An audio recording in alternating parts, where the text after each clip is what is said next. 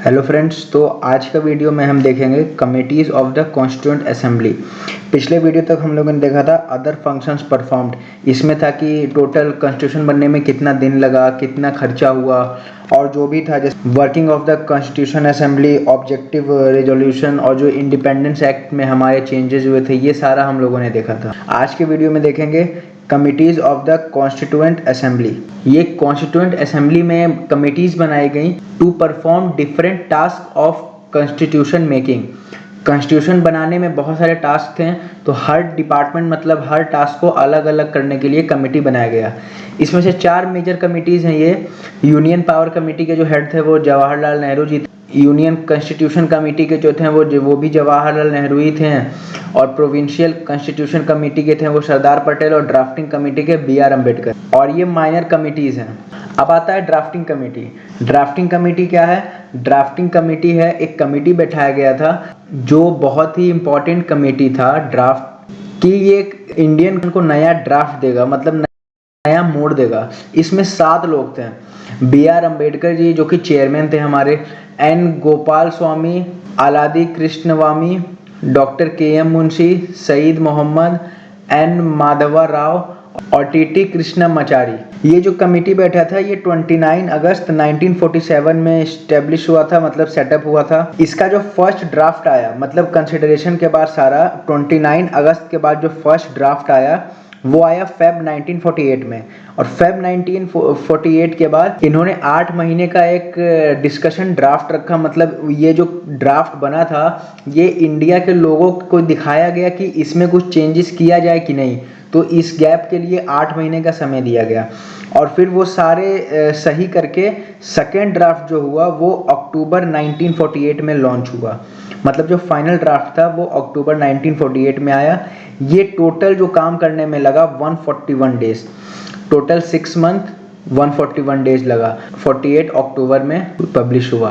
अब है enactment of the constitution. इसे हम लोग चेंजेस प्रपोज्ड बाय रेटिंग भी कहते हैं। मतलब इसमें अलग अलग रेटिंग्स हुए, मतलब कि पूरा जैसे कि जो ड्राफ्ट बना था उसको पूरा डिटेल मॉडिफाइड किया गया। जो फाइनल ड्राफ्ट हुआ था वो 4 नवंबर 1948 में हुआ था। वो फर्स्ट रीडिंग था, उस कमेटी का फर्स्ट रीडिंग था। उसके बाद जनरल डिस्कशन फॉर 5 डेज हुआ। मतलब कि 4 नवंबर 1948 के बाद 5 दिन का जनरल डिस्कशन हुआ जो कि 9 नवंबर 1948 तक चला। अब आता है सेकेंड रीडिंग जो कि 15 नवंबर 1948 से 17 अक्टूबर 1949 तक चला। ये रीडिंग बहुत लंबा गया, लगभग एक साल पूरा नहीं। इसमें 7653 अमेंडमेंट्स बने और 2473 अमेंडमेंट्स पर एक्चुअल डिस्कशन हुआ, मतलब उसे एक्सेप्ट किया गया असेंबली के थ्रू। और जो थर्ड रीडिंग था, ये 2 रीडिंग हो गया, और जो थर्ड रीडिंग था वो था 14 नवंबर 1949 को। The constitution as settled by the assembly. ये कहा गया था BR अम्बेडकर का जो एक मोशन हुआ था, मतलब उन्होंने कहा था the constitution as settled by the assembly be passed. मतलब इसके बाद इसे पास कर दिया गया 26 नवंबर 1949 को। और सभी मेंबर से सिग्नेचर और प्रेसिडेंट ऑफ इंडिया से सिग्नेचर हो गया इस ड्राफ्ट पे, जो कि 26 नवंबर 1949 को पास किया गया था। और जो 299 मेंबर्स थे इंडिया में, उनमें से सिर्फ 284 ही प्रेजेंट थे वहाँ पे। 15 मेंबर्स उस दिन नहीं थे वहाँ पे। फिर है the constitution as adopted on 26 November 1949। जो अडॉप्ट हुआ था, मतलब जो भी हम बताएं जिसमें सिग्नेचर वगैरह सब हुआ था फाइनल, उसमें 395 आर्टिकल्स और 8 शेड्यूल्स थे। और फिर इसमें जैसे जैसे चेंजेस हुए वो बाद में होते रहा, वो हम बाद में देखेंगे। मतलब अडॉप्ट हुआ था वो यहाँ पे हुआ था। यहाँ पे 2 चीज़ है, एग्जाम में 2 चीज़ पूछ सकता है कि एडॉप्टेशन ऑफ कॉन्स्टिट्यूशन कब हुआ था हमारा। तो अडॉप्ट तो 26 नवंबर 1949 में हुआ था, लेकिन ये फोर्स में केम इनटू फोर्स 26 जनवरी 1950 में आया था, जो कि रिपब्लिक डे होता है हमारा। ये भी हम आगे देखेंगे। अभी इस समय तक BR अम्बेडकर जो थे हमारे, वो लॉ मिनिस्टर थे इंडिया के। उन्हें फादर ऑफ कॉन्स्टिट्यूशन भी कहा गया, chief architect of the constitution of India, और इन्हें मॉडर्न मनु भी कहा गया, मॉडर्न मनु। अब आता है एनफोर्समेंट ऑफ द कॉन्स्टिट्यूशन। ये जो आर्टिकल्स हैं, शॉर्ट आर्टिकल्स 5, 6, 7, 8 पूरा अप टू 393, इन्हें पब्लिश किया गया, मतलब ये फोर्स में आए 26 नवंबर 1949। लेकिन जो रिमेनिंग प्रोविजंस थे जो मेजर पार्ट थे कॉन्स्टिट्यूशन के उन्हें फोर्स में लाया गया 26 जनवरी 1950, जो कि हमारा डे ऑफ कमेंसमेंट भी कहा जाता है बिकॉज उस दिन रिपब्लिक डे है। और एक और कारण है कि 1930 में पूर्ण स्वराज डे हुआ था। पूर्ण स्वराज डे हुआ था कि पूर्ण स्वराज में पहली टाइम इंडिया ने अपना आज़ाद तिरंगा लहराया था। First time free India flag hosted by Jawaharlal Nehru, और ये हुआ था लाहौर सेशन दिसंबर 1929 में पूर्ण स्वराज बना था। अब देखते हैं पूर्ण स्वराज क्या है। ये नॉन कोऑपरेशन मूवमेंट 1920 से इंडियन नेशनल कांग्रेस डिमांड कर रही थी सेल्फ रूल के लिए under the umbrella of British monarch. मतलब उस समय ब्रिटिश का रूल था। मतलब इंडियन नेशनल कांग्रेस कह रही थी कि हमें अब सेल्फ रूल चाहिए, हमें आज़ादी चाहिए। और 1928 में ये बंद हुआ। 1928 में मतलब कहना बंद किया उन्होंने। फिर 1929 में इंडियन नेशनल कांग्रेस के लीडर्स ने कहा कि अब ब्रिटेन हमें आज़ादी नहीं देगा, तो गांधी जी ने ब्रिटेन को 1 साल का समय दिया। मतलब उन्होंने देखा कि 1 साल में अगर वो लोग मानते हैं तो ठीक है, वरना उसके बाद ये फिर कुछ करेंगे। तो 1 साल बीत गया, फिर हुआ पूर्ण स्वराज। तो पूर्ण स्वराज में हुआ कंप्लीट इंडिपेंडेंस आफ्टर 1 ईयर।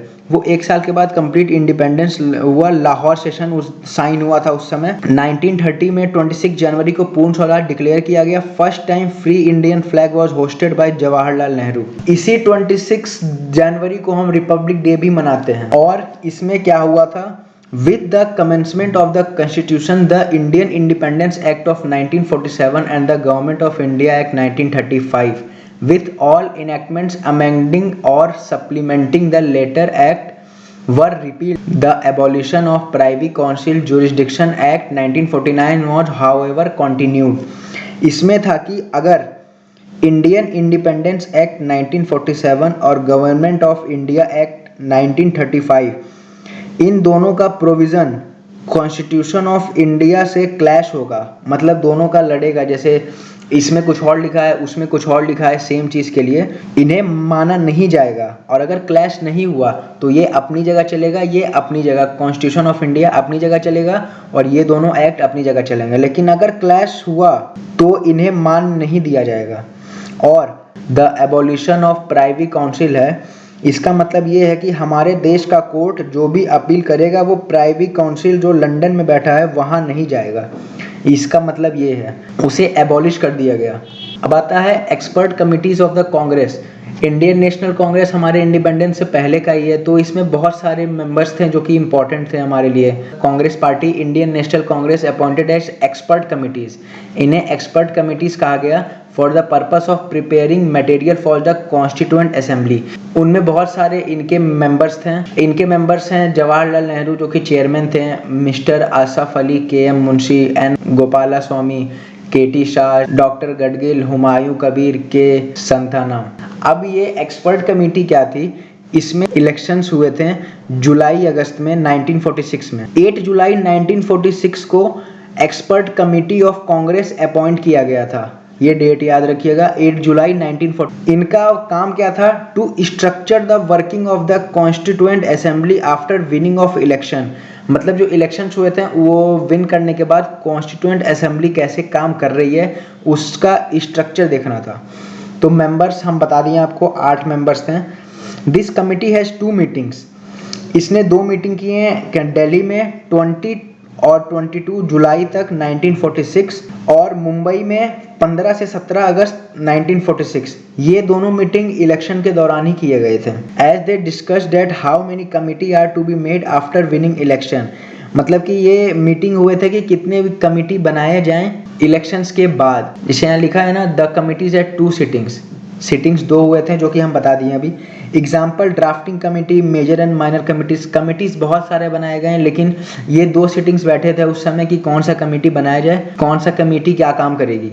इसमें Granville Austin, a British constitutional expert, said it was the Congress experts committee that set India on road to her present constitution. Granville Austin एक ब्रिटिश कॉन्स्टिट्यूशनल एक्सपर्ट है जिन्होंने कहा कि ये कांग्रेस है जिसने इंडिया को वापस रोड पे लाया, इंडिया को वापस लाइन पे लाया अपने कॉन्स्टिट्यूशन के थ्रू। इसका मेन जो ऑब्जेक्टिव था, जैसे एक्सपर्ट कमेटी का मेन ऑब्जेक्टिव था प्रीएम्बल को मॉडिफाई करना। अब आता है criticism of the constituent assembly.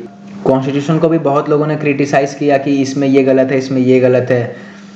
ये तो ऐसे लोग तो हर जगह होते हैं। पहला जो इसका हुआ था क्रिटिसिज्म, वो था नॉट अ रिप्रेजेंटेटिव बॉडी। इसमें जो क्रिटिसाइज करने वाले थे क्रिटिक्स ने, उन्होंने कहा कि constituent assembly was not represented body.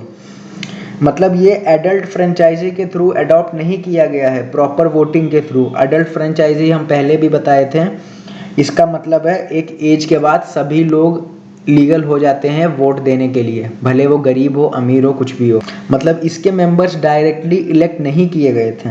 अब दूसरा आता है नॉट अ सोवरेन बॉडी। इसमें क्या कहा गया क्रिटिक्स के थ्रू कि it was created by proposal of British government, individually form नहीं हुआ। इसमें ब्रिटिश गवर्नमेंट का भी हाथ था और ब्रिटिश गवर्नमेंट के परमिशन के बाद ही इसमें मीटिंग्स हुआ करते थे। तीसरा था टाइम कंज्यूमिंग। अब यहाँ पे क्रिटिक्स के थ्रू कहा गया कि इसको बनाने में 2 साल 11 महीने 18 दिन लगे। इतना बड़ा टाइम लगा एक कॉन्स्टिट्यूशन बनाने में, जो कि अमेरिका का कॉन्स्टिट्यूशन तो 4 महीने में ही बन के तैयार हो गया था। उन्होंने ये कहा, कॉन्स्टिट्यूएंट असेंबली के जो मेंबर थे इसमें, उनका नाम था नजीरुद्दीन अहमद। उन्होंने ड्राफ्टिंग कमेटी को, जो B.R. अम्बेडकर जिसके चेयरमैन थे, जिन्होंने मेन काम किया था कॉन्स्टिट्यूशन के ऊपर, उन्हें उस कमेटी को कहा ये ड्रिफ्टिंग कमेटी है। मतलब ड्रिफ्टिंग मतलब धीरे धीरे चलना, ये एक ड्रिफ्ट कमेटी है, चलते जा रहा है। उन्होंने एग्जाम्पल दिया था अमेरिका का कि इसमें 4 महीने ही लगे, लेकिन अमेरिका से ज़्यादा कॉम्प्लेक्स है इंडिया का कॉन्स्टिट्यूशन, ये नहीं देखा उन्होंने। अब इसमें ये कहा गया कि डोमिनेटेड बाय कांग्रेस, मतलब इसमें सारे जो लोग हैं वो कांग्रेस के ही हैं। तो ये ऑब्वियस सी बात है, उस समय इंडियन नेशनल कांग्रेस ही था इंडिया में, तो इसमें सारे मेंबर्स कांग्रेस के ही होंगे। इसमें ग्रेनवाइल ऑस्टिन एक अमेरिकन कॉन्स्टिट्यूशनल एक्सपर्ट है। उन्होंने कहा the constituent assembly was a one party body in an essential one party country. The assembly was the Congress and the Congress was India. मतलब इन्होंने कहा कि जो कॉन्स्टिट्यूएंट असेंबली है वो कांग्रेस है और जो कांग्रेस है वही इंडिया है। मतलब हर जगह कांग्रेस ही कांग्रेस है। तो ये बात तो सच है, ऑब्वियस सी बात है। उस समय एक ही पार्टी थी और उसमें भी बड़े बड़े लोग थे। अब आता है लॉयर पॉलिटिशियन डोमिनेशन। अब इसमें कहा गया कि इस कमेटी में खाली लॉयर्स और पॉलिटिशियन भरे हुए हैं। That other sections of the society were not sufficiently represented। मतलब इसमें और कोई भी लोग नहीं है, खाली लॉयर्स और पॉलिटिशियंस भरे हुए हैं इस कमेटी में। तो ये बात तो है, उस समय लॉयर्स बहुत ज़्यादा थे। हमारे B.R. अम्बेडकर जी थे और भी बहुत लोग थे उस समय लॉयर्स और पॉलिटिशियंस। इसमें और किसी फील्ड के लोग नहीं थे। इसीलिए कॉन्स्टिट्यूशन का जो लैंग्वेज है वो बहुत ही बल्कि है। This is to them it is a main reason for the bulkiness and complicated language of the constitution, because ये लॉयर्स और पॉलिटिशियंस के लैंग्वेज में लिखा गया है। Dominated by Hindus. यहाँ पे लॉर्ड विस्काउंट साइमन कह रहे हैं कि ये अ बॉडी ऑफ हिंदूज है, मतलब ये हिंदू का संस्था है, हिंदू का बॉडी है। यहाँ पे विंस्टन चर्चिल कमिट कर रहे हैं कि only one major community in India. तो यहाँ पे पार्टीशन हो गया था, मुस्लिम पाकिस्तान का डिमांड कर रहे थे, उन्होंने कॉन्स्टिट्यूएंट असेंबली में कोई पार्टिसिपेट किया ही नहीं, इसीलिए इसमें सिर्फ हिंदू थे। अब है कुछ इंपॉर्टेंट फैक्ट्स। ये फैक्ट बहुत ही इंपॉर्टेंट है। Elephant was adopted as the symbol see of the constituent assembly. Constituent assembly का जो सिंबल है वो एलिफेंट है। B.N. Rau appointed as the constitutional adviser, legal adviser. B.N. Rau जो थे वो हमारे लीगल एडवाइजर थे कॉन्स्टिट्यूएंट असेंबली के। H.V.R. लाइनगर जो हमारे थे secretary of the constituent assembly. S.N. Mukherjee chief draftsman थे। प्रेम बिहारी नारायण ये हमारे थे calligrapher of Indian constitution. The original version was beautified and decorated by artist from Shanti Niketan including Nandlal Bose and Rammanohar Sinha.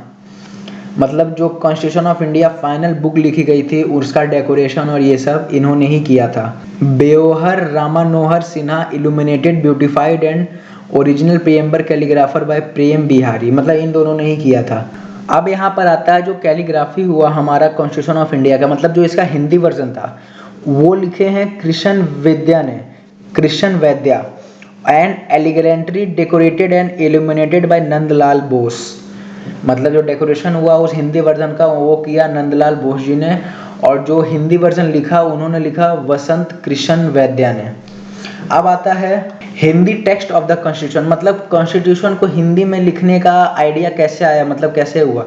यहाँ पे 58th कॉन्स्टिट्यूशनल अमेंडमेंट एक्ट 1987 में बैठा।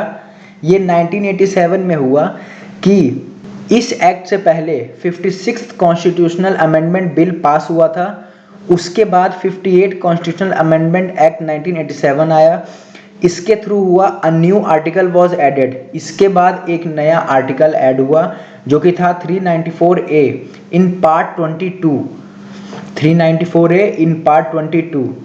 इसका हेडिंग था short title in article 393, commencement in article 394, authoritative in 394A और रिपील्स इन 395। जहाँ पे authoritative 394A वही था हमारा टेक्स्ट इन हिंदी का। ये 1987 में हुआ था। अब यहाँ पे चार्ट्स दिए हुए हैं। Allocation of seats of constituent assembly, British के पास कितना था, प्रिंसली स्टेट्स के पास कितना था, चीफ कमिश्नर के प्रोविंसेस के पास कितना था, ये सब हम आपको पिछले वीडियो में बता चुके हैं। ये है इम्पोर्टेंट कि जो सीट्स जीती थे इलेक्शन में जुलाई अगस्त के कॉन्स्टिट्यूशनल असेंबली के इलेक्शंस में, वो किसने कितना सीट जीता। कांग्रेस ने सबसे ज़्यादा जीता था, उसके बाद मुस्लिम लीग, फिर यूनियनिस्ट पार्टी, ये हैं। तो आज के वीडियो में इतना ही। अब मिलते हैं अगले वीडियो में। Thank you.